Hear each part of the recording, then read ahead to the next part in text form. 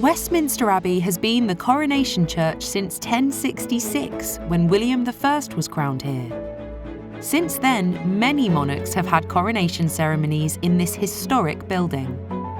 Today, we're going to be looking at some of the interesting and lesser-known facts about previous coronations. So, here are 10 things you didn't know about coronations at Westminster Abbey. Richard I and the bad omens.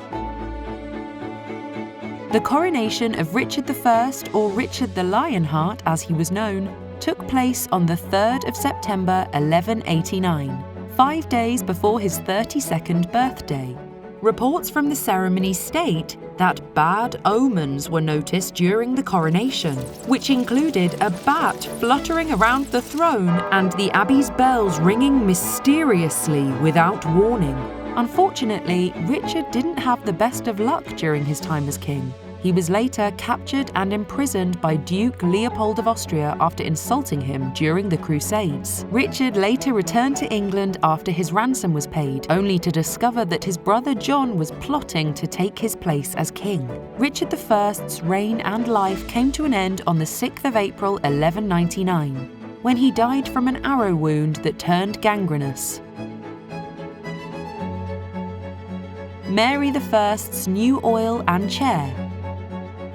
Mary I was the first queen regnant to be crowned, and she certainly put her stamp on the ceremony, which took place on the 1st of October 1553. She had doubts whether the holy oil, which had been used in coronations during the previous 150 years, had lost its strength.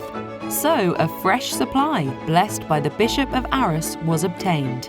Mary also didn't like the idea of being crowned in the same chair as her Protestant brother, Edward VI. So a different chair was supplied and blessed by the Pope. The oil and the chair weren't the only changes. The Bishop of Winchester officiated the ceremony, as the then Archbishop of Canterbury, Thomas Cranmer, was imprisoned in the Tower of London for treason or great crimes. Mary is buried in a vault in the Abbey's Lady Chapel. Charles I and the earthquake. A number of issues occurred on the day of Charles I's coronation on the 2nd of February 1626. The king wore a white outfit, which was seen to be unlucky instead of the customary purple. This was apparently suggested by his advisor, Archbishop Laud. During the ceremony, the preacher delivering the sermon included Revelation 2:10, which features the text, "Be thou faithful unto death, and I will give thee a crown of life." To top it off, an earth tremor was felt which was said to affright all in the neighbourhood. Charles felt many aftershocks as king. He dissolved Parliament several times and decided to govern without it. Civil war soon followed. After surrendering himself to the Scots in 1646, he was later tried and finally executed on the 30th of January 1649. James II and the early coronation. Even though James II's coronation took place on the 23rd of April 1685, he was actually crowned the day before. James was a Catholic, so the ceremony had no communion. This meant that he had been anointed and crowned in the Catholic rite in the chapel at Whitehall the previous day. Things got off to a bad start for James. At the moment of crowning during the Abbey ceremony, his crown nearly slipped off his head, and the royal standard at the Tower of London was torn apart by the wind. Unfortunately, his reign didn't improve a great deal either.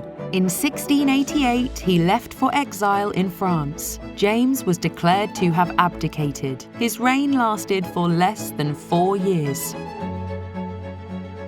William III, Mary II, and the wrong ring. William III and Mary II's coronation on the 11th of April 1689 was historic for more than one reason. It was the only time joint monarchs were crowned in England. During the ceremony, William sat in the ancient coronation chair, whilst Mary used a specially made one. This chair can still be seen in the Queen's Diamond Jubilee galleries in the Abbey. As well as separate chairs, the pair also had separate coronation rings. but they got mixed up during the ceremony. The Queen's ruby ring, which was enlarged for the service, was accidentally placed on the King's finger.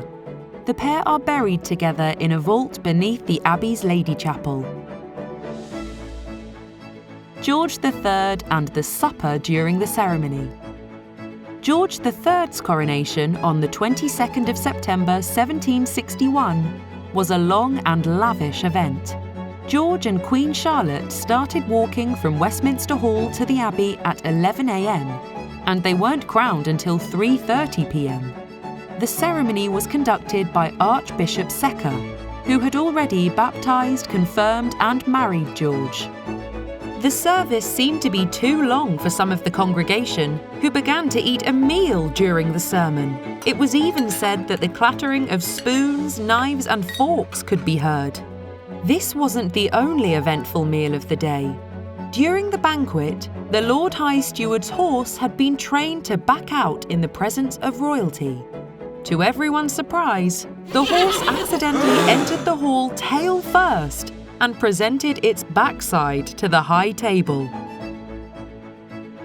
George IV and the banned Queen Consort. George IV's coronation on the 19th of July 1821 was an extravagant occasion.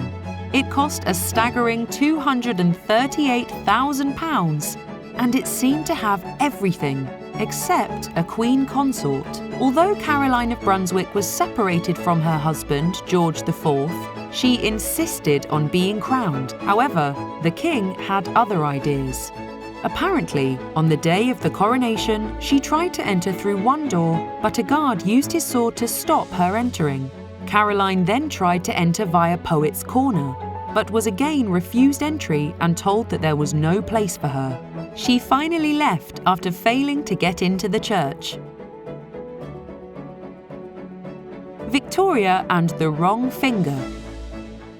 Victoria was only 19 years old when she was crowned on the 28th of June 1838, and it was said that she showed consummate grace and charm. This was especially impressive considering that the service lasted 5 hours and suffered from a lack of rehearsal, so much so that the service was momentarily put on hold because of a discussion about what finger the coronation ring should go on.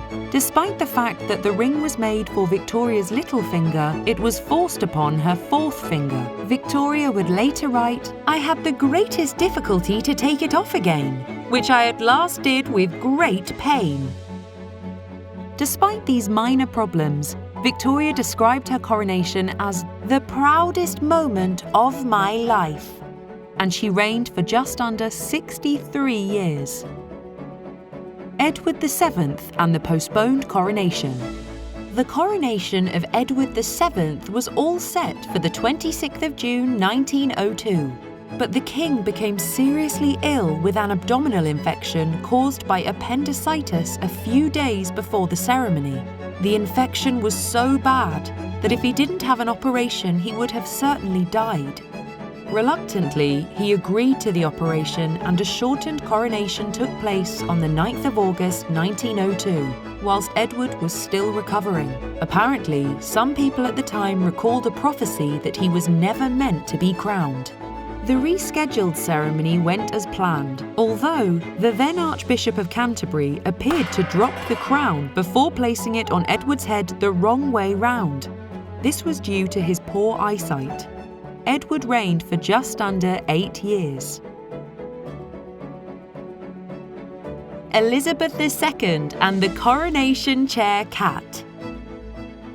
Elizabeth II wasn't the only one who occupied the coronation chair on the 2nd of June 1953. The chair was in the Coronation Theatre, which is in the middle of a raised stage in front of the high altar. On the morning of the ceremony and on the chair's cushion was a sleeping black cat called Matins, who belonged to one of the Abbey clergy. It has been documented that Matins was a regular visitor in the Abbey during coronation preparations. Matins, who was named after the Christian service of morning prayer, made a small piece of history that day, but not compared to Elizabeth, who went on to become Britain's longest reigning monarch. Thank you for watching. Let us know in the comments if you think there are any events we missed.